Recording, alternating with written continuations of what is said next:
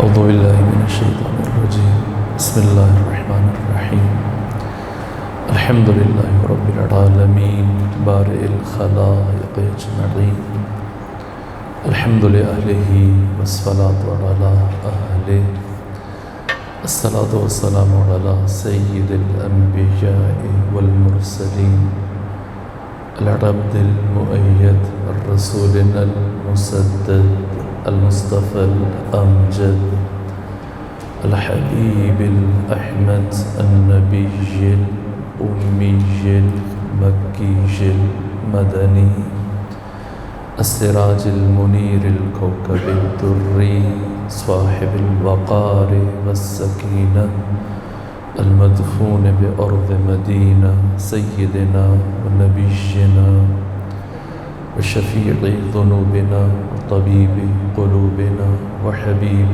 نفوسنا ومولانا أبي القاسم محمد المصطفى صلى الله عليه وسلم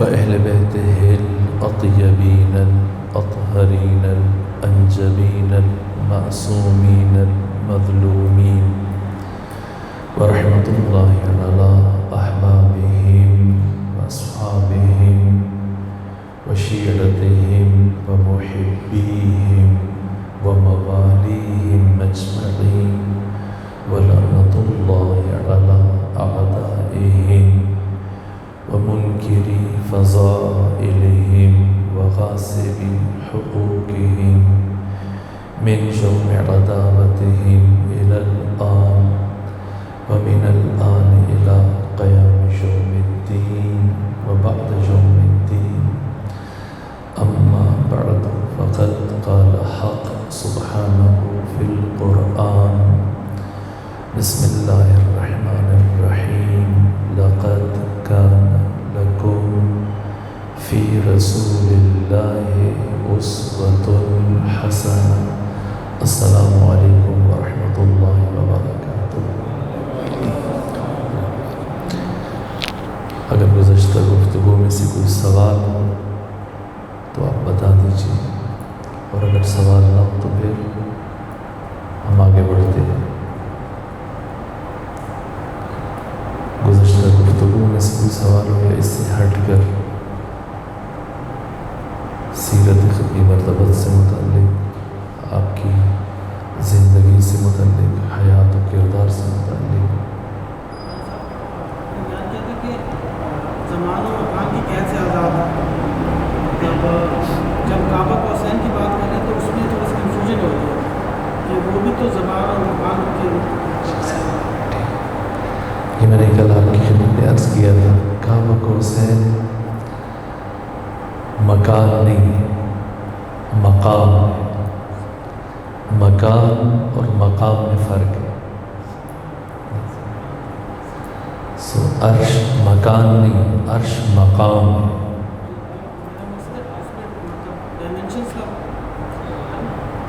ہم بہت ساری چیزوں کو آپس میں کاتی پاتی کر دیتے ہیں، اس لیے ہم الجھاؤ کا شکار ہو جاتے ہیں۔ مثلا خلافت، امامت، نبوت، رسالت، ولایت، ان میں بنیادی فرق کیا ہے؟ آپ بتائیے۔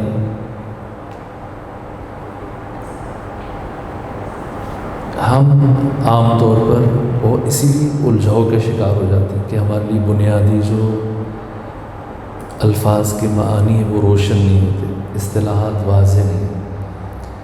امامت اور ولایت ہمارے کو ہم معنی لیا جاتا ہے، ولی، امام، خلیفہ، نبی، رسول، نہ ان چیزوں میں آپ فرق رکھیں۔ جیسے مکان اور مقام کا فرق ہے، اسی طرح سے ان چیزوں میں ایک ہے رتبہ، مرتبہ، ایک ہے عہدہ، اسے آپ مسئولیت بھی کہتے ہیں۔ یہ دو الگ الگ چیزیں ہیں۔ ہم انہیں باہم مخلوط کر کے بیان کرتے ہیں، اس لیے کئی مقامات پہ ہمیں سرے سے سمجھ نہیں آتا کہ کیا کریں۔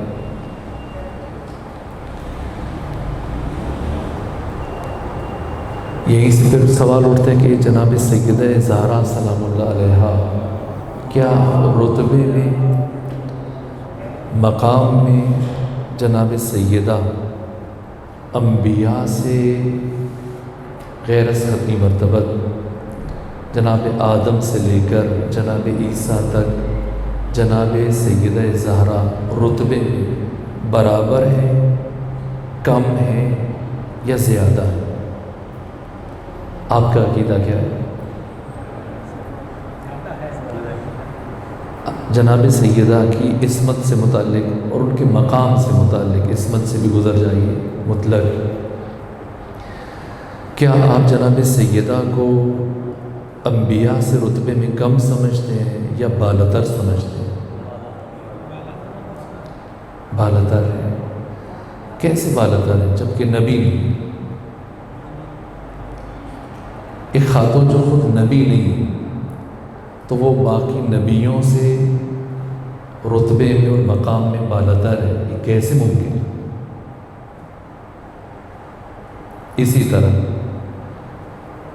جناب سیدہ اپنے 11 فرزندان سے رتبے میں بالاتر ہے، خود ائمہ کہتے ہیں۔ وہ امام ہے لیکن سیدہ تو امام نہیں، یہ کیسے ممکن ہے؟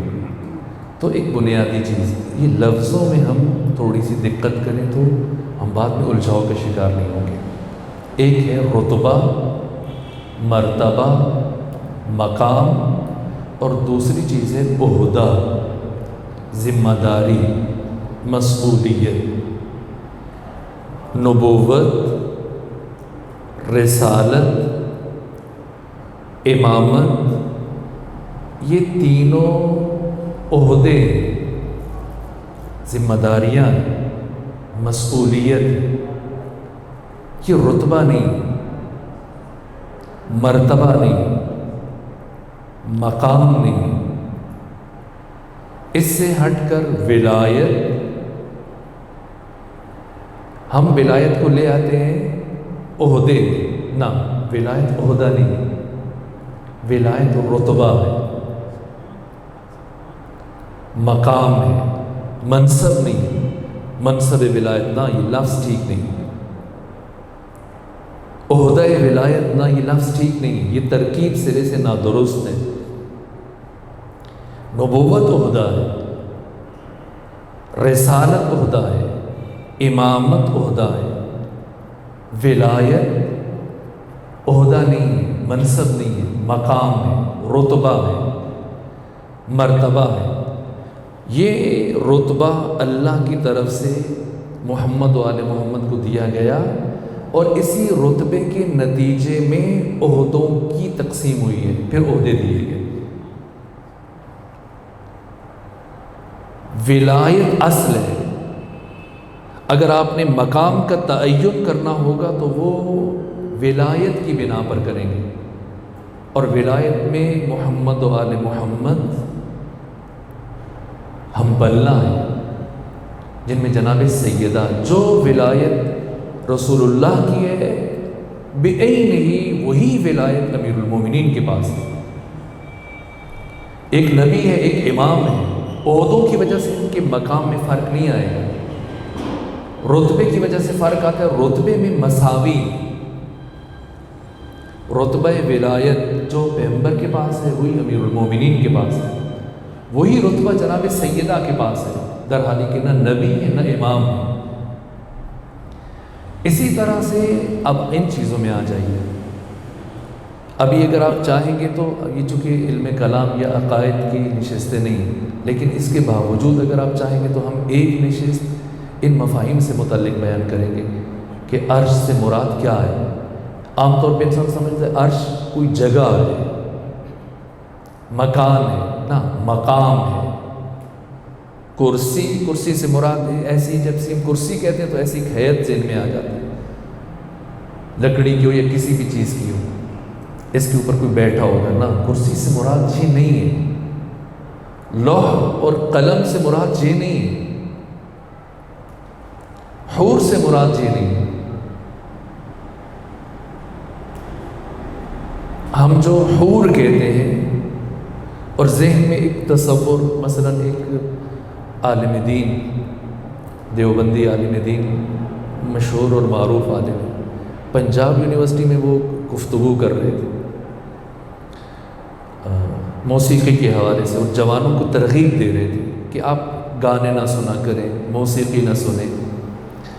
جو جوان دنیا میں موسیقی سے پرہیز کرے گا، گانے باجے سے، تو قیامت کے دن پروردگار ان کو اکٹھا کر کے پھر جناب داؤد سے کہے گا کہ اٹھیں اور نغمہ سنائیں۔ اور میں نہیں کہہ رہا، میں ان کی بات نقل کر رہا ہوں، نغمہ سنائیں، اور پھر جناب داؤد سنائیں گے تو وہ جذب ہو جائیں گے، مسحور ہو جائیں گے، بالکل ایک مدہوش ہو جائیں گے۔ پھر خدا پوچھے گا کہ اس سے بھی خوبصورت سناؤں؟ وہ کہیں گے بھلا ممکن ہے کہ اس سے زیادہ خوبصورت آواز میں سنایا جا سکے؟ کہا ممکن ہے۔ پھر مثلا جبرائیل سے کہیں گے، اور پھر آخر میں پروردگار پوچھے گا کہ چاہتے ہو کہ اس سے زیادہ خوبصورت سناؤں؟ فرشتے کہیں گے ہاں، جوان کہیں گے ہاں اگر ممکن ہے تو بتائیں، جو دنیا میں گانا باجا نہیں کرتے تھے۔ تو خدا خود سنائے گا اپنی آواز میں، اور لوگ مدہوش ہو جائیں گے۔ یہ تصورات، اسی گفتگو میں انہوں نے حور کا ذکر کیا، حور کے اوصاف بیان کیے کہ حور ایسے ہوگی، حور اس طرح سے۔ اب میں آپ سے سوال کرتا ہوں، کیا صرف مرد جنت میں جائیں گے یا خواتین بھی جنت میں جائیں گے؟ جائیں گے۔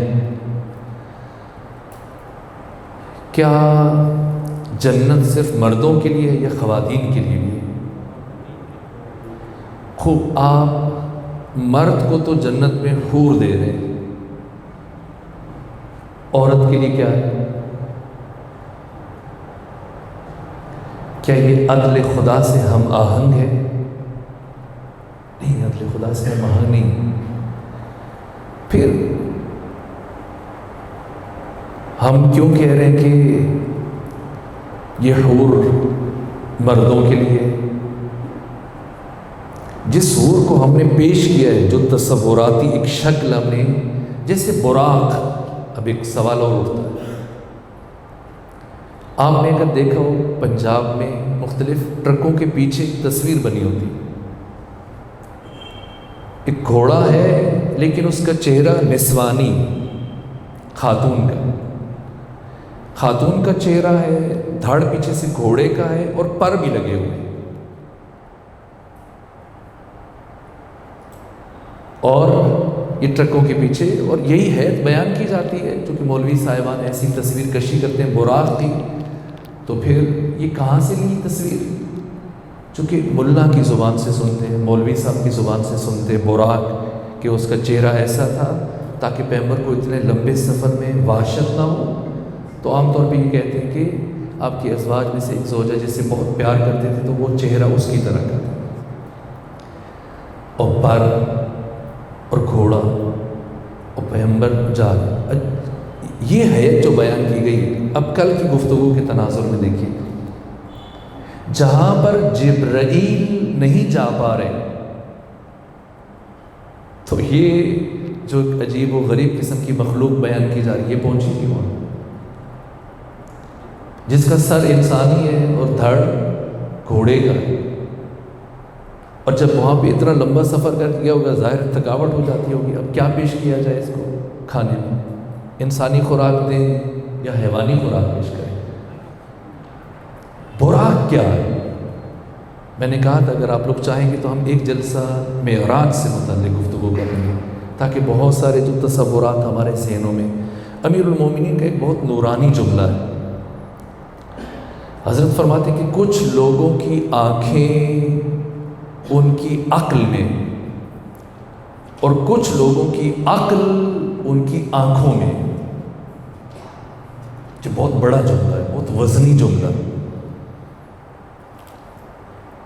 یعنی کچھ لوگ معقولات کو بھی، وہ چیزیں جو حواس سے بالاتر ہیں، حواس خمسہ، ان کی رینج کیا ہے؟ یہ عالم پر ہے جواہر سے، جو اصل ہے۔ کیا کوئی جوہر قابل رؤیت ہے، ہیتے دید میں آ سکتا ہے، حواس خمسہ کی رینج میں آ سکتا ہے؟ نہ۔ جواہر میں سے کوئی ایک جوہر حواس کی رینج میں نہیں آ سکتا، صرف اعراض میں سے بھی صرف کم اور کیف میں سے بھی صرف رنگ اور روشنی، یہ حیطِ دید میں آ سکتا ہے۔ تو بھلا ممکن ہے کہ ایک ایسی شے کہ جو حواس سے ماورا ہے، حواس کی رینج میں ہی نہ آ سکے، اس کو ہم حواس سے ترسیم کرنے کی کوشش کریں، دیکھنے کی اور دکھانے کی، دکھا پائیں گے؟ پیغمبر کو بھی اسی نگاہ سے دیکھتے ہیں۔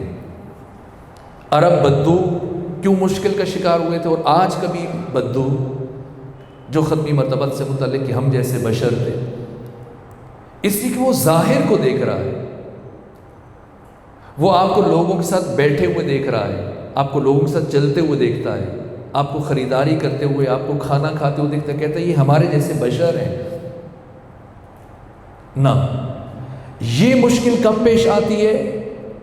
جب کوئی ذی مراتب ہستی ہو، اس کے مقام کو سمجھنے میں عام طور پر انسان ایسی مشکل سے دوچار ہو جاتا ہے۔ پیغمبر اکرام اسلام کی سیرت اور ائمہ کی سیرت کو پڑھنے کے لیے ایک کلیدی نقطہ عرض کر رہا ہوں آپ کی خدمت میں۔ کچھ شخصیتیں ہوتی ہیں سادہ، پہلودار شخصیتیں نہیں، ان میں کوئی پیچیدگی نہیں، دقت نہیں ہے، سادہ، ایک ہی مرحلہ ہے، درجات نہیں، ان کے اندر مرتبے نہیں، سو ان کو سمجھنا آسان ہے، شاید آپ ان کے بارے میں رائے بھی دے سکیں۔ لیکن ایک شخصیت جو ذی مراتب شخصیت ہے، جیسے مثلاً میں آپ کو مثال دوں، نجف میں اور قوم میں آپ ابتدائی تعلیم اگر دینی تعلیم حاصل کرتے ہیں، پاکستان کے دینی مدرسوں سے پڑھتے ہیں، پھر آپ درس اجتہاد کے لیے یا نجف چلے جاتے ہیں یا قوم چلے جاتے ہیں۔ قوم میں، نجف میں خود فقہا اور مجتہدین ہیں۔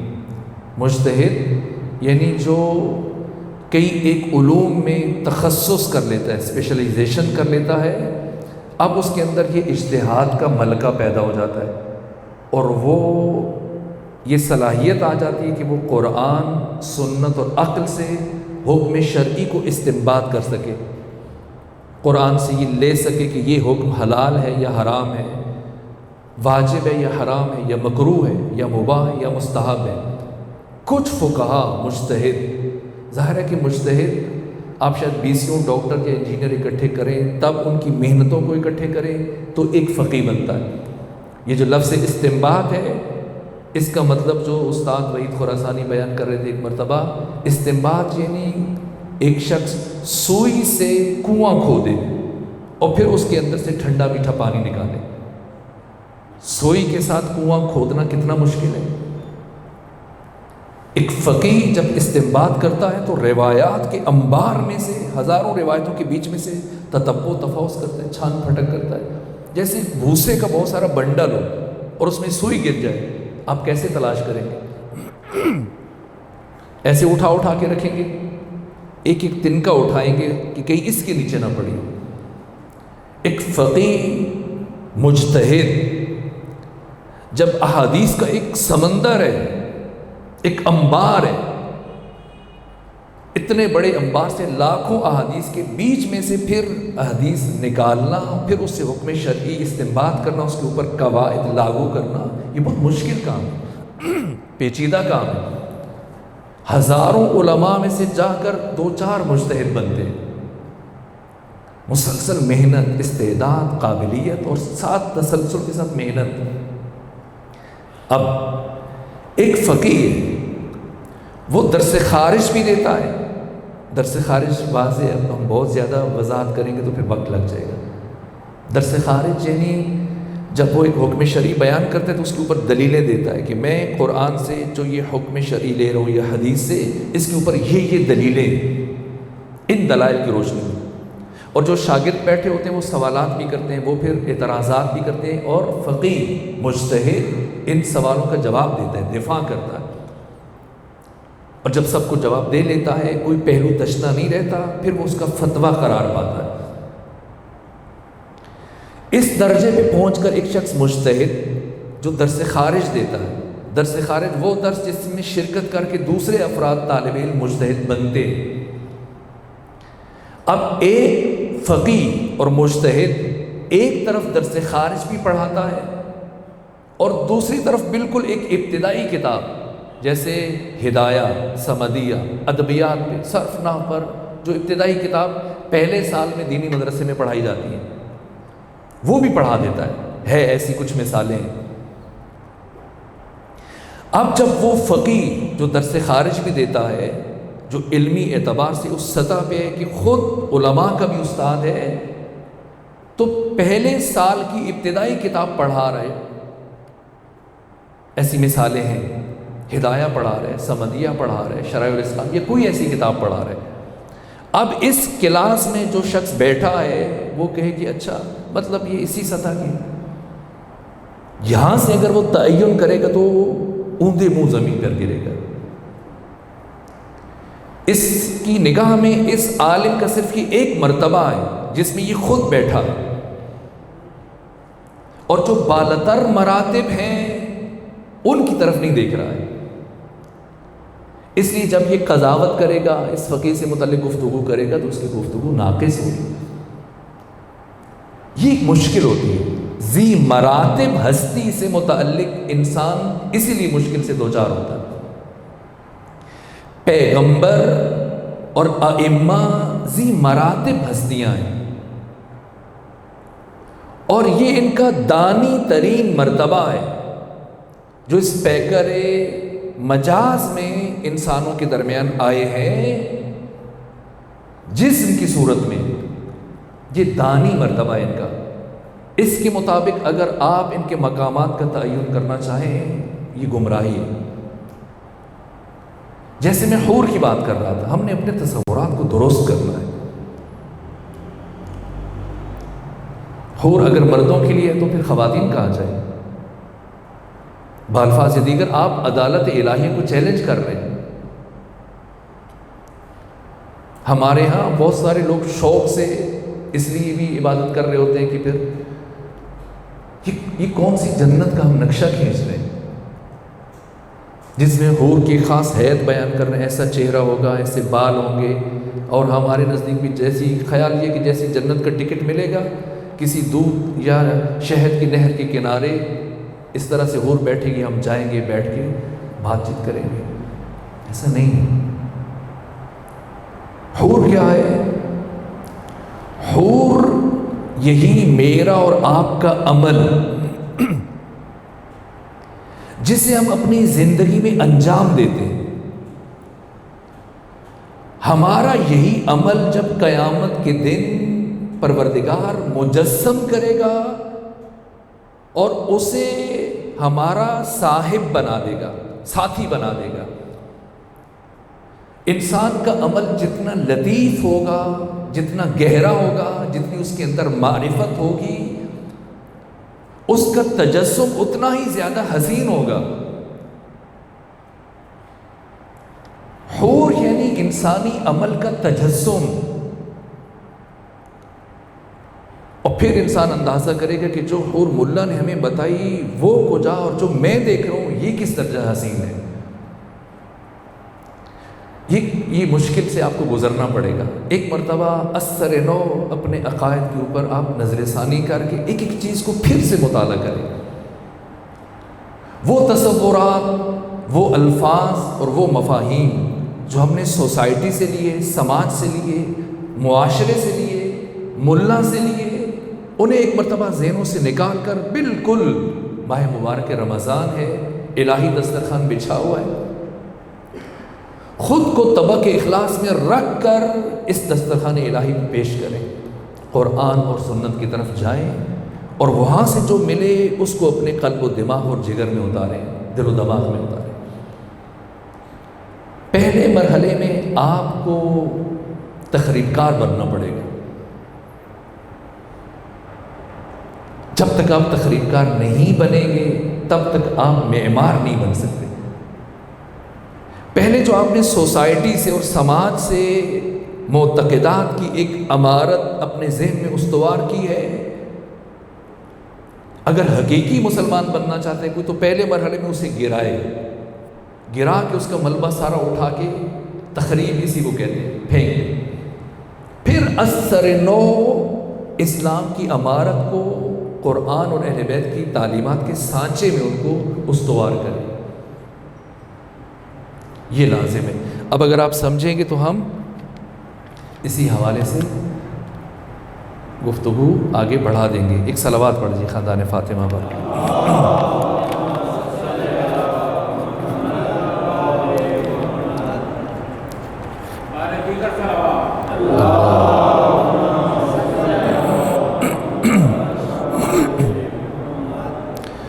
اچھا، یہ تبھی ممکن ہے جب سبھی دوست رضامند ہوں گے، چونکہ ہم نے پیغمبر اسلام کی سیرت کے بعد باقی ائمہ کی سیرت کی طرف بھی جانا ہے، اور دن ہمارے پاس ہی کم ہے، اور ہفتے میں ایک چھٹی بھی ہے جمعے کے دن۔ تو آپ یہ دیکھ لیجئے، یہ فرما رہے ہیں کہ مالک خلق عظیم حضرت ختمی مرتبہ کی تجارت کے تمام پہلوؤں پر تفصیلاً روشنی ڈالیے۔ خوب، حضرت ختمی مرتبہ اور ائمہ کی زندگی کا جو اقتصادی پہلو ہے یہ اہم ہے، لیکن اس پہ یہ کہ تمام پہلوؤں پہ تفصیلی روشنی تو یہ بہت مشکل ہو جائے گا۔ اگر آپ سب چاہیں گے تب ہم ایک جلسہ اس کے لیے معین کر دیں گے۔ اقتصادیات، ائمہ کا اور ختمی مرتبہ کا معاشی نظام، اور اگر آپ چاہیں تو آج بھی بقیہ ایسا اس پہ بات کر لیتے ہیں، لیکن جو چیز چل رہی تھی اس کو مکمل کر لیں تو زیادہ بہتر ہے۔ خوب،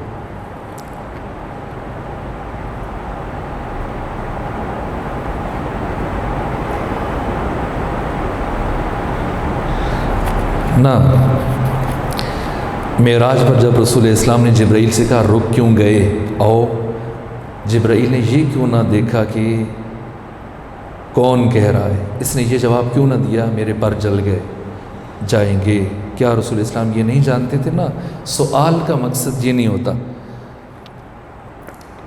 کبھی کبھی معصومین میں سے ایک معصوم دوسرے معصوم سے ایک بات پوچھ رہا ہوتا ہے، اس لیے نہیں کہ وہ علم میں نہیں ہے۔ مثلا ایک مرتبہ ایک روایت ہے کہ امیر المومنین گھر میں داخل ہوئے، سیدہ زہرا کو سلام کیا اور سلام کے بعد کہا اے فاطمہ آپ آ کر میرے پاس بیٹھے کہ میں آپ کو اس کائنات کے اسرار، رموز، علوم اور معارف سکھا دوں۔ سیدہ اٹھ کے آئیں، قریب بیٹھی، کہ اے علی آپ میرے شوہر ہیں، امام ہیں، مفترض الطاعہ ہیں، آپ کی اطاعت کو اللہ نے مجھ پر واجب قرار دیا، اگر آپ فرمائیں گے تو میں سن لوں گی، لیکن اگر آپ فاطمہ کو اجازت دیں تو جو آپ مجھے سنانا چاہتے ہیں فاطمہ آپ کو سنا دیتی ہے۔ کیا امیر المومنین کو معلوم نہیں تھی کہ سیدہ جانتی؟ پھر کیوں پوچھا، کیوں خواہش کی؟ اس لیے کہ جو حاضرین ہیں، اگر فضا موجود ہیں یا باقی افراد ہیں، وہ جب یہ سنیں گے، حکایت کریں گے، علی یہ چاہ رہے کہ دنیا والوں کو دختر نبی کے علمی مقام کا اندازہ ہو جائے۔ اسی طرح سے ختمی مرتبہ خود یہ چاہ رہے ہیں، خود جبرائیل کو بھی بتا رہے ہیں اور جبرائیل سے اقرار بھی لے رہے ہیں، اور یہ سب تو رہا ہے ہمیشہ کے لیے تاکہ پتہ چلے۔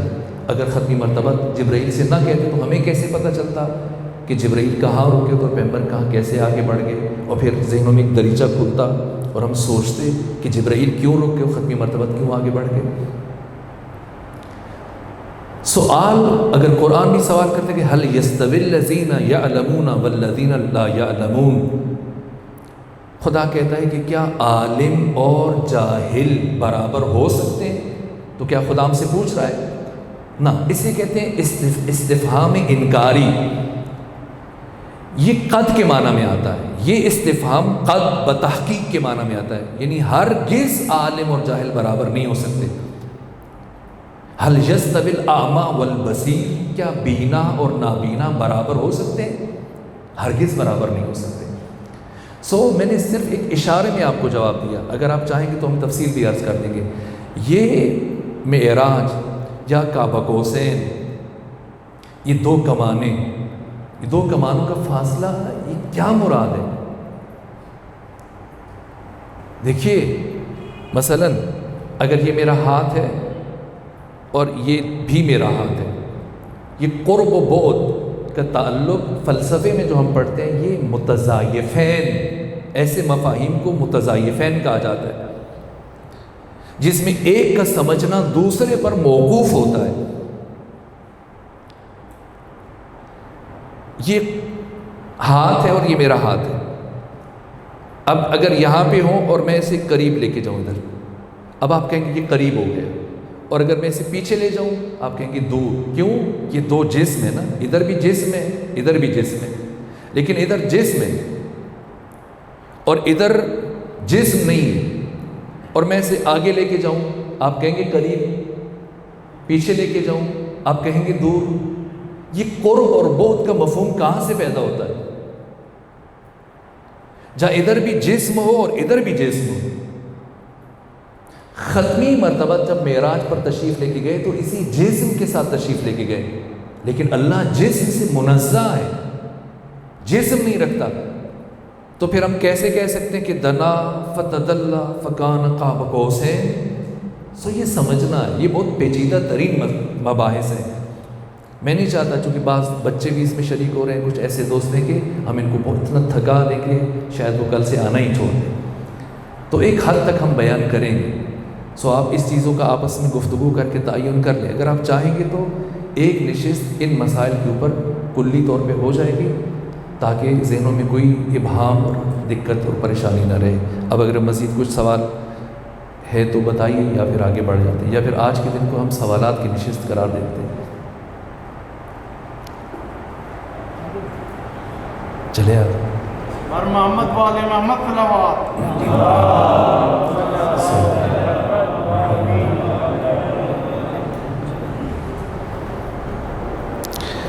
ابھی چونکہ وقت بہت کم بچا ہے تو ایک چیز آپ دیکھ لیجئے، اگر آپ نوٹ کرنا چاہیں تو ہم بالترتیب بیان کر دیتے ہیں، اور وہ جو بات چل رہی تھی اس کو آج ہم روک رہے ہیں، کل سے اس کو لے کے آگے بڑھ جائیں گے۔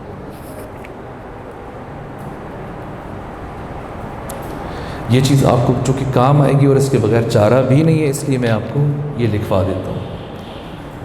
آج کے اس درس میں یہ شامل نہیں تھا، لیکن اب چونکہ وقت کم بچا ہے تو ہم اسی کو پڑھ لیتے۔ پیغمبر اکرام اسلام کی زندگی کا ایک 5 حصوں میں ہم تقسیم کریں گے۔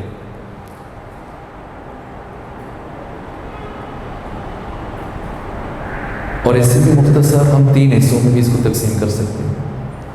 ایک ختمی مرتبہ کی زندگی کا ولادت سے لے کر بعثت تک کا حصہ، دوسرا حصہ بعثت سے لے کر ہجرت تک ہے، اور تیسرا حصہ ہجرت سے لے کر حضرت کی وفات تک ہے۔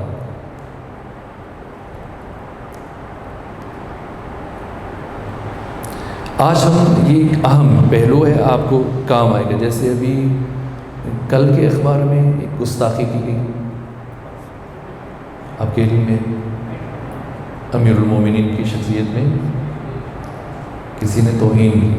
یہ کام پہلے بھی کسی نے کیا تھا، پھر دوبارہ سے ایک،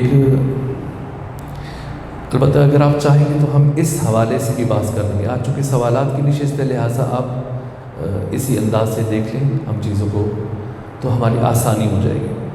آپ کے سامنے اکثر گفتگو ہوتی ہے جب کوئی اٹھ کے بات کرے گا، دیکھو یہ حدیث ہے۔ ایسا نہیں کہ ہر حدیث کی حیثیت مساوی، آپ کو دیکھنا پڑے گا کہ یہ کس درجے کی حدیث ہے۔ مثلا حدیث میں 7 درجات ہیں۔ اہل تسنن کے ہاں خود امام جلال الدین سیوطی نے، خود ابن حجر عسقلانی نے صحیح بخاری کی جو سب سے بڑی شرح ہے اور سب سے جامع ترین شرح ہے فتح الباری، ابن حجر عسقلانی نے لکھی ہے، یہ 310 ہجری میں ان کی وفات ہوئی ہے، جامع ترین شرح ہے صحیح بخاری کی۔ ان کی ایک دوسری کتاب یہ ہے علم رجال پر، التہذیب التہذیب، اس میں اسی طرح علامہ جلال الدین سیوطی نے، اسی طرح دیگر جو بڑے بڑے علماء ہیں انہوں نے درجہ بندی کی ہے احادیث کی۔ سب سے مستند ترین حدیث کون سی ہے؟ جو صحیح بخاری میں بھی ہو، صحیح مسلم میں بھی ہو، یہ پہلے درجے کی حدیث ہے۔ اس کے بارے میں علماء اہل سنت کا اجماع ہے کہ کسی نے اگر اس حدیث کا انکار کیا کہ جو بخاری میں بھی پائی جاتی ہے اور مسلم میں بھی پائی جاتی ہے تو وہ بدعتی ہے اور گمراہ ہے۔ دوسرے درجے پر وہ حدیث ہے جو بخاری میں ہے لیکن مسلم میں نہیں ہے۔ تیسرے درجے کی حدیث وہ ہے جو مسلم میں ہے لیکن بخاری میں نہیں ہے۔ اور چوتھے درجے کی حدیث جو بخاری میں بھی نہیں ہے، مسلم میں بھی نہیں ہے، اس کے بعد کی کتابوں میں، جیسے یہ آرٹیکل جو آپ کے اخبار میں چھپا ہے جس میں امیر المومنین کی توہین کی گئی، یہ جامع ترمذی کی حدیث ہے۔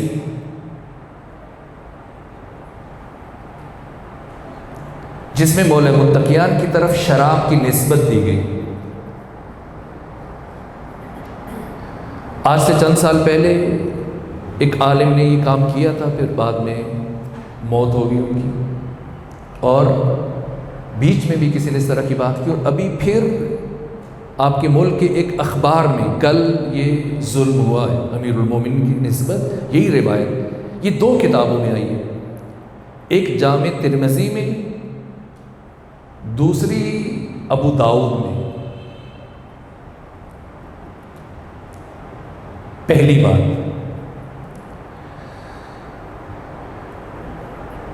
بر محمد والے محمد صلوات اللہم صلی اللہ علیہ۔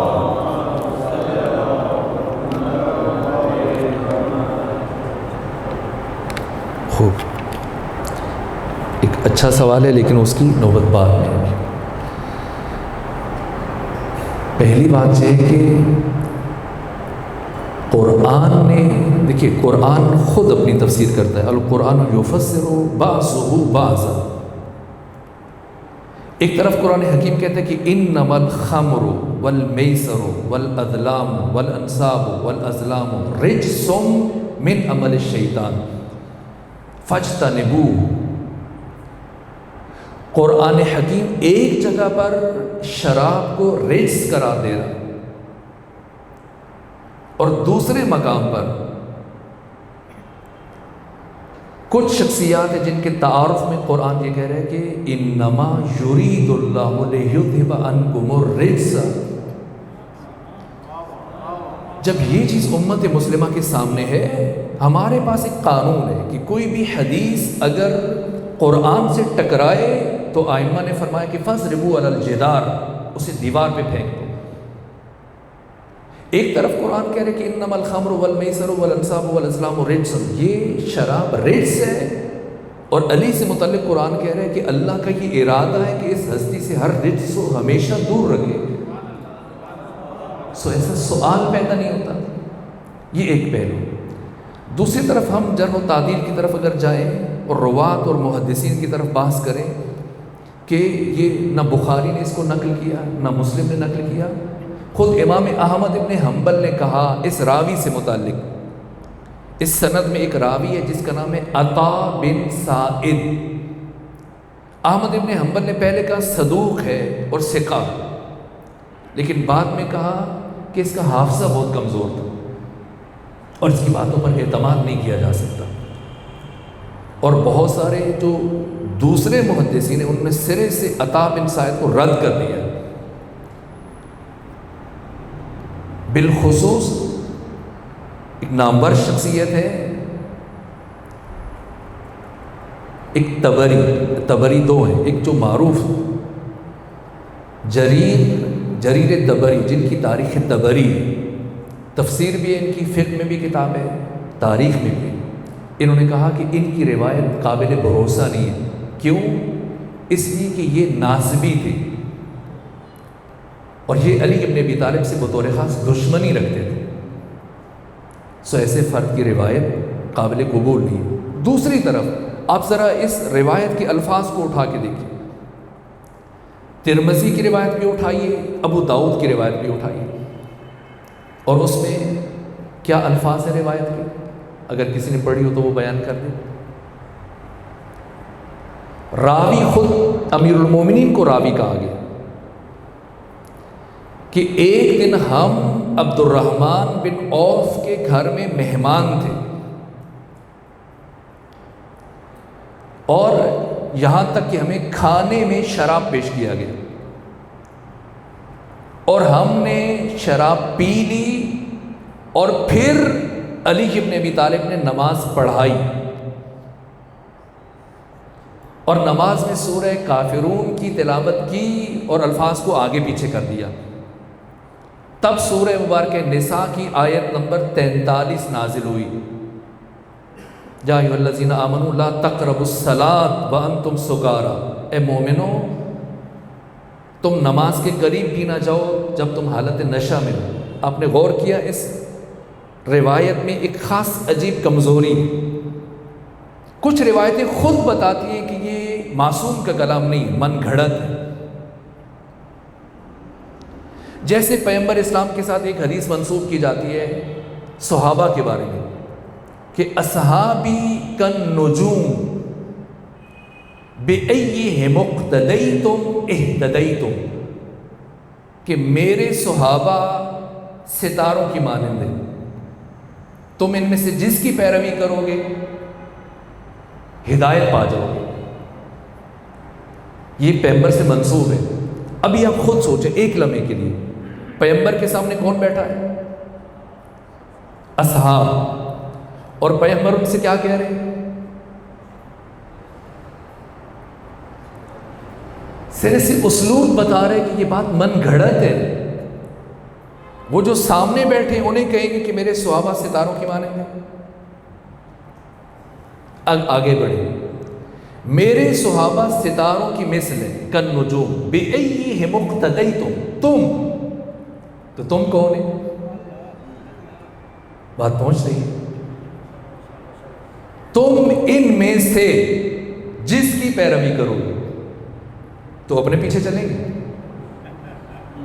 جو بیٹھا ہے وہ صحابی ہے اور اسی سے کیا کہا جا رہا ہے؟ ان میں سے تم جس کے پیچھے. یہاں سے خود پتہ چل جاتا ہے یہ حدیث من گھڑت ہے. جیسے علی پیغمبر نے فرمایا کہ میں علم کا شہر ہوں، علی اس کا دروازہ ہے. پھر بعد میں کسی کو پرنالہ بنا دیا گیا، کسی کو چھت بنا. بھلا یہ بھی نہیں سوچا کہ شہر کی چھتیں نہیں ہوتی. لاہور چلے جائیں، اس لاہور کے مختلف دروازے، آپ کے ملتان کا بھی جو قدیم کا وہ دروازے، اگر وہ چھت ہو جائے تو شہر نہیں رہے گا. اسی طرح سے اب آئیے اس حدیث میں خود لفظوں میں غور کیا کریں. جو چیز گھڑی جاتی ہے اس میں کہیں نہ کہیں کمزوری رہ جاتی ہے. اس میں راوی کون ہے؟ جامع ترمذی میں بھی اور ابو داؤد میں، دونوں میں راوی علی ابن ابی طالب ہے کہ امام علی نے یہ کہا کہ ہم عبد الرحمن بن عوف کے گھر میں گئے، کھانا کھایا، کھانے میں شراب پی لی، اور بعد میں علی ابن ابی طالب نے نماز پڑھائی. اب خود سوچیں، بات پہنچی ہے جو میں کہنا چاہ رہا ہوں. آج کی باتیں تھوڑی سی خشک ہیں. اصولاً اگر علی راوی ہے تو پھر کیا لفظ ہونا چاہیے تھا؟ میں نے نماز پڑھائی. میں اپنے بارے میں بات کرتے کرتے اپنا نام لے کے بات کرنا شروع کر دوں، آپ کہیں گے کیا بات ہے، شاید آج کا روزہ زیادہ مشکل ہو گیا. اور مجھے لگ رہا ہے کہ آج کا روزہ تھوڑا سا مشکل ہو گیا. ابھی مختصر سا میں یہ آپ کو چند چیزیں لکھوا دیتا ہوں، یہ آپ کو ابھی بھی اور بعد میں بھی کام آئیں گی اگر آپ ساتھ ساتھ جلدی جلدی لکھنا چاہیں. 10 سال پیغمبر گرامی اسلام مدینہ میں رہے. اور ان 10 سالوں میں سے ہر سال جو اہم واقعات پیش آئے ان میں سے میں چند ایک کی طرف اشارہ کر دیتا ہوں، وہ اگر آپ یا حفظ رکھ سکیں یا لکھ سکیں تو آپ کے لیے بہتر ہوگا۔ سب سے پہلے سال جب پیغمبر گرامی اسلام مدینہ تشریف لے کے گئے تو مسجد نبوی کی تعمیر کی، اور اسی سال ہجرت کے پہلے سال یومیہ جو 5 نمازیں ہیں ان میں 7 رکعتوں کا اضافہ کیا گیا۔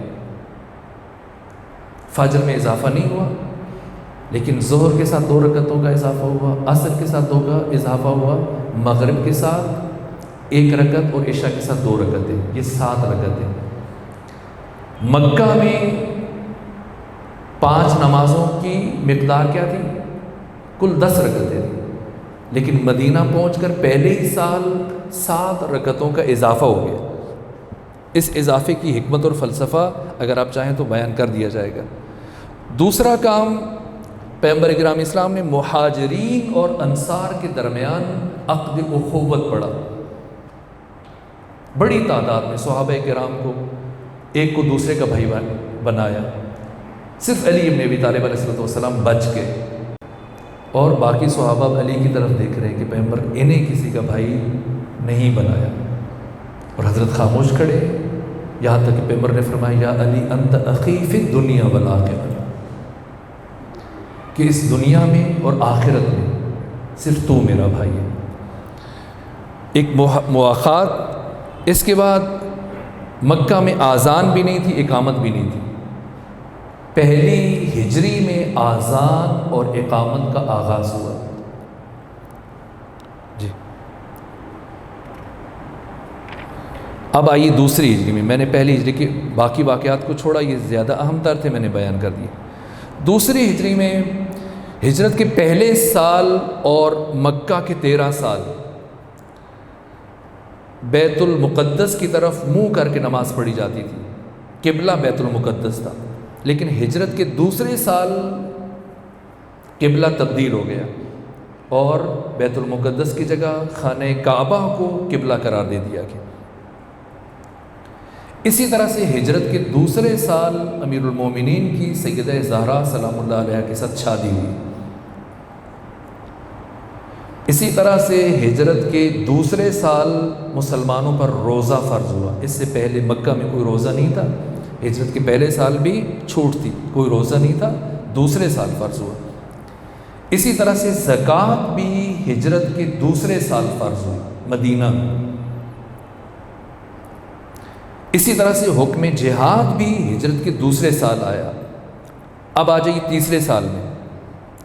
تیسرے سال میں ایک جنگ احد واقع ہوئی، اور دوسرے مرحلے میں امام حسن مجتبی علیہ السلام کی ولادت ہوئی، اور تیسرے مرحلے میں پیغمبر اکرام اسلام کی شادی ہوئی عمر ابن خطاب کی دختر حفصہ کے ساتھ۔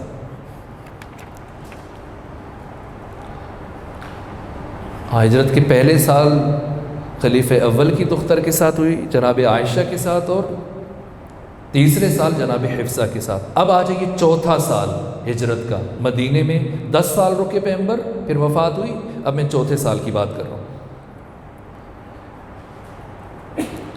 پیغمبر اکرام اسلام نے مکہ کے اطراف میں حافظان قرآن اور قاریان قرآن کو دین کی تبلیغ کے لیے بھیجا تھا، اور ہجرت کے چوتھے سال ان سارے کے سارے قاریوں کو قتل کر دیا گیا، شہید کر دیا گیا۔ ایک اہم واقعہ ہے۔ اسی طرح سے ہجرت کے چوتھے سال شراب کو حرام قرار دے دیا گیا۔ اسی طرح سے ہجرت کے چوتھے سال امام حسین علیہ السلام کی ولادت ہوئی۔ اسی طرح سے ہجرت کے چوتھے سال پیغمبر کی جناب ام سلمہ کے ساتھ شادی ہوئی۔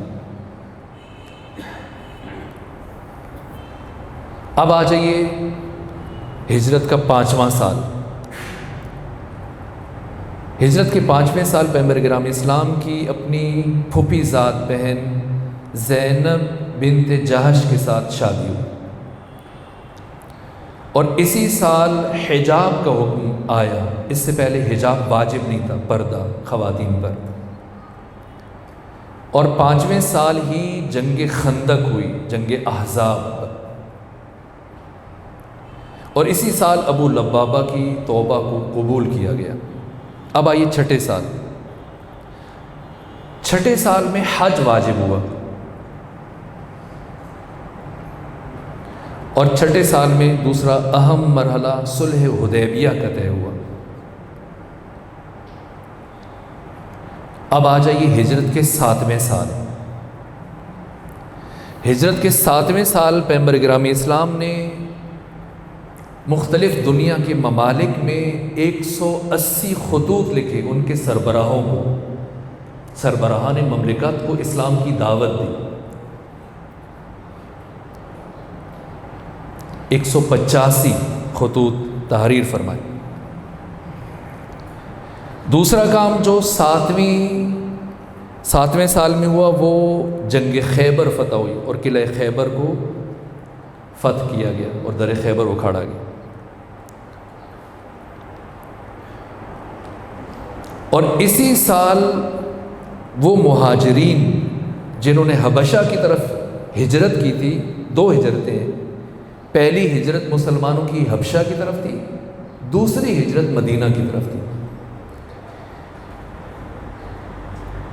تو حبشہ کی طرف ہجرت کرنے والے مسلمان بھی ہجرت کے 7ویں سال واپس آئے. پیغمبر کے 7واں سال تھا مدینہ میں جب وہ حبشہ سے واپس مدینہ منتقل ہوئے. ان میں جناب جعفر طیار بھی تھے. ایک طرف جنگ خیبر فتح ہوئی، یہ بڑی خوشی تھی، یہودیت سرنگوں ہو گئی. اور دوسری طرف جناب جعفر طیار باقی مہاجرین حبشہ کے ساتھ واپس آئے. تو پیغمبر نے فرمایا کہ نہیں معلوم کس کی زیادہ خوشی منائی جائے، فتح جنگ خیبر کی یا پھر جعفر طیار کے آنے کی. اور ایک اور کام ہوا 7ویں ہجرت کے 7ویں سال ختمی مرتبت کو زہر دیا گیا، اور یہی زہر اسی سے پیغمبر اسلام کی بیماری کا آغاز ہوا جو بعد میں آپ کی وفات حضرت آیات تک پہنچا. اب آ جائیے ہجرت کا 8واں سال. ہجرت کے 8ویں سال جنگ موتا میں سپاہ روم کے ساتھ جو جنگ تھی، جناب جعفر طیار، جناب زید بن حارثہ اور عبداللہ بن رواحہ، یہ 3 برجستہ شخصیتیں ہیں رسول اسلام کے اصحاب میں سے، یہ تینوں شہید ہوئے جنگ موتا میں. اسی طرح سے ہجرت کے 8ویں سال مکہ فتح ہوا. یہ باتیں بہت اہم ہیں، اس کی روشنی میں آپ بہت ساری چیزوں کا تجزیہ کریں گے اور نتیجہ حاصل کر پائیں گے. فتح مکہ، اسی طرح سے جنگ حنین فتح مکہ کے بعد یہ بھی ہجرت کے 8ویں سال ہوئی.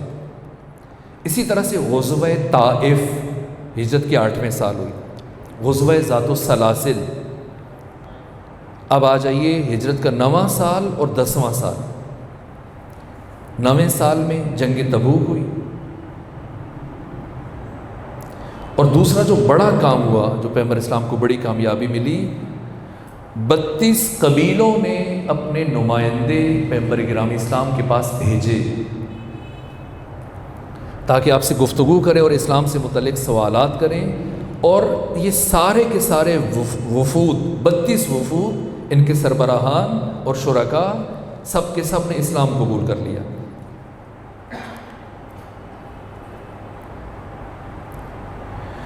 اور ایک اہم کام جو ہوا ہجرت کے 9ویں سال، پیغمبر گرامی اسلام نے پہلے خلیفہ اول کو بھیجا تھا مکہ کی طرف سورہ برات کی تبلیغ کے لیے. بعد میں پھر ان کو راستے سے واپس بلوا لیا گیا حکم خدا سے، اور امیر المومنین کے سورہ برات کی تبلیغ کے لیے.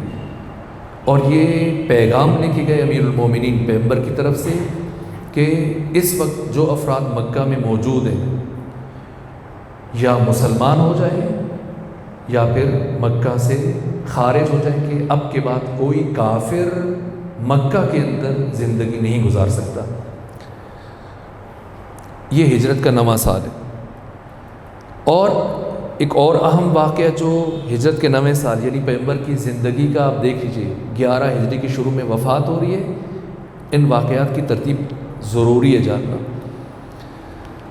ہجرت کے 9ویں سال کے آخری حصے میں یعنی تقریباً پیغمبر کی وفات سے 1.25 سال پہلے مباہلہ ہوا، اور نصارہ نجران کے مقابلے میں پیغمبر اکرام اسلام کو اور اسلام کی یہ عظیم فتح ہے، عید مباہلہ۔ اب آئیے ہجرت کا 10واں سال۔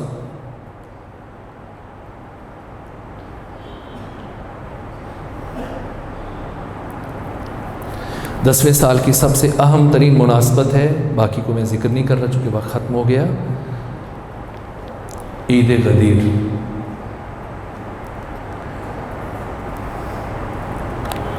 اعلان غدیر ختم مرتبت کی زندگی سے کتنے دن پہلے ہوا، جو دوست بتائیں گے ان کے لیے کل قرآن حکیم کا تحفہ لے کے آئیں گے انشاءاللہ۔ جی نہیں، دن بتائیے، 2 ماہ 10 دن، 2 ماہ 10 دن، چونکہ 2.25 ماہ وہ دقیق نہیں بنتا۔ جی 70 دن۔ کوئی دوست یہ بتا پائے گا کہ پیغمبر گرامی اسلام اعلان غدیر کے لیے جب پہلے اور آخری حج کے لیے مدینہ سے چلے تو کس دن یا کس تاریخ کو مدینہ سے رخصت ہوئے؟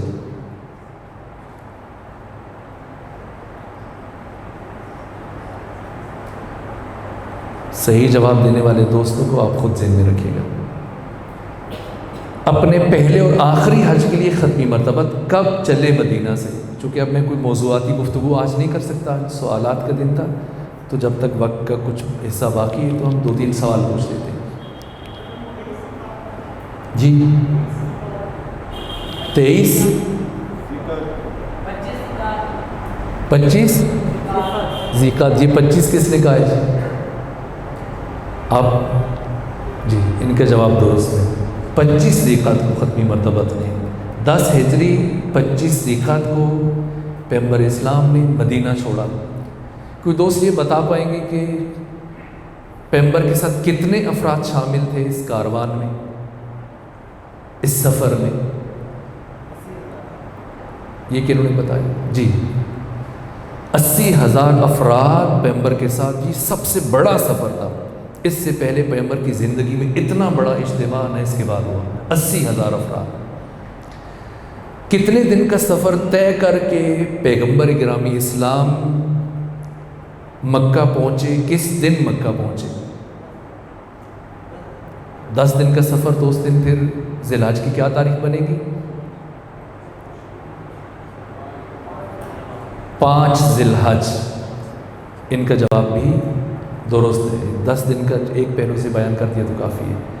پیغمبر گرامی اسلام نے مکہ میں کتنے دن کا قصد کیا اور کتنا وہاں پہ قیام فرمایا؟ ان افراد کے ساتھ مکہ میں کتنے دن روکے پیغمبر؟ 30 دن نہیں، آپ جتنے افراد بیٹھے ہیں ایک سے شروع کریں 30 تک تو پھر ایک کا جواب درست ہوگا۔ 30 نہیں، 20 بھی نہیں، 12 بھی نہیں۔ یہ کس نے کہا 10؟ خوب، انہوں نے فرمایا 10، سو ان کا جواب بھی درست ہے، 10 دن قیام کیا۔ اور پیغمبر گرامی اسلام کس روز مکہ سے رخصت ہوئے؟ دیکھ لیتے کہ ہماری غدیر سے متعلق کتنی آشنائی ہے۔ مکہ سے کس دن رخصت ہوئے؟ نہیں، 16 ذی الحج کی صبح میں رخصت ہوئی۔ واپسی پر پیغمبر کو کتنے دن لگے؟ خوب، آپ کے لیے ایک ہی انعام ہوگا چونکہ آپ نے دونوں جواب دیے۔ کوئی دوست یہ بتا سکتے ہیں کہ جاتے ہوئے رسول اسلام کو 10 دن لگے لیکن واپسی پہ وہی سفر ہے آپ کو 5 دن لگے، کیوں؟ ابھی جس دوست نے جواب ابھی تک نہیں دیا، جی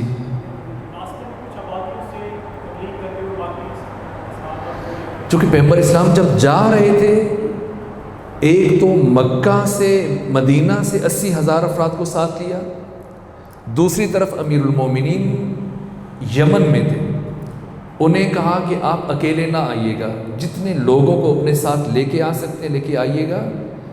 تو کئی ہزار افراد کو امیر المومنین اپنے ہمراہ لے کے آئے، اور پیغمبر ساری آبادیوں میں منزل متعشہ، منزل سیرف، منزل منصرف، منزل حجت، منزل مر الزہران، عرق الزبی، منزل عصایا، ابوا، ان ساری آبادیوں سے لوگوں کو ساتھ شامل کرتے گئے، اس لیے زیادہ وقت لگا۔ لیکن واپسی پہ سیدھا گھر پہنچنا تھا، اس لیے آپ کو زیادہ وقت نہیں لگا۔ اب کوئی دوست یہ بیان کریں گے کہ چلیں یہ سوال تھوڑا سا مشکل ہو جائے گا، اسی پر اکتفا کرتے ہیں، آج کا دن سوالات کا دن تھا، ہم آگے نہیں بڑھ پائے، انشاءاللہ کل سے ہم اپنی بات کو آگے لے کے چلیں گے، اپنی صحت و سلامتی کے لیے اور اپنی توفیقات میں اضافے کے لیے اور اپنی عبادات کی قبولیت کے لیے اور آقا کے ظہور میں تعجیل کے لیے خاندان سیدہ پر صلوات پڑھ دیجیے۔